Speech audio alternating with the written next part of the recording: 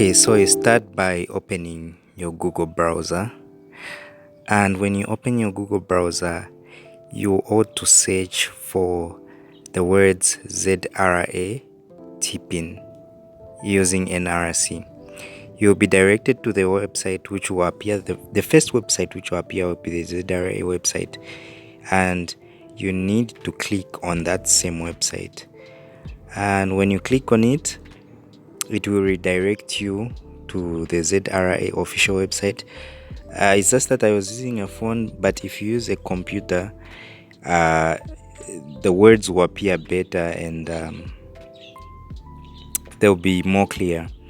So after the site loads, you can either put your NRC or your name, and then when you search for taxpayer,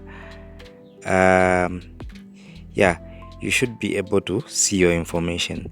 So in this case, I tried searching through with my name, Emmanuel Mangaila,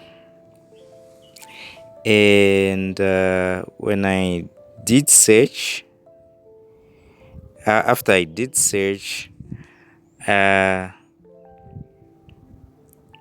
the website was loading and I was waiting and I couldn't find much results. So if you search and you can't find any results using your name, you try with your NRC.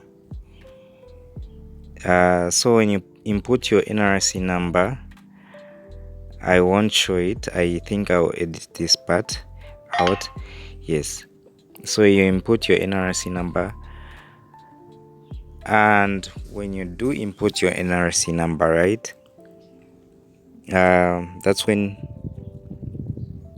after you finish, you search, and when you search and the website loads, you should be able now to see the active part. If you're using a computer, it will be better because you'll be able to see everything. So if the website shows that you are an active user, then you are well and good. You can go to the ZRA offices, and go and get your certificate. So if it shows active, then well and good, you're okay. And just in case you don't know your TPIN, you can even get your TPIN number from here, because it shows number of the TPIN number, your name, your registration status, and when you are registered using the same website. So yes, that's how you can know your TPIN.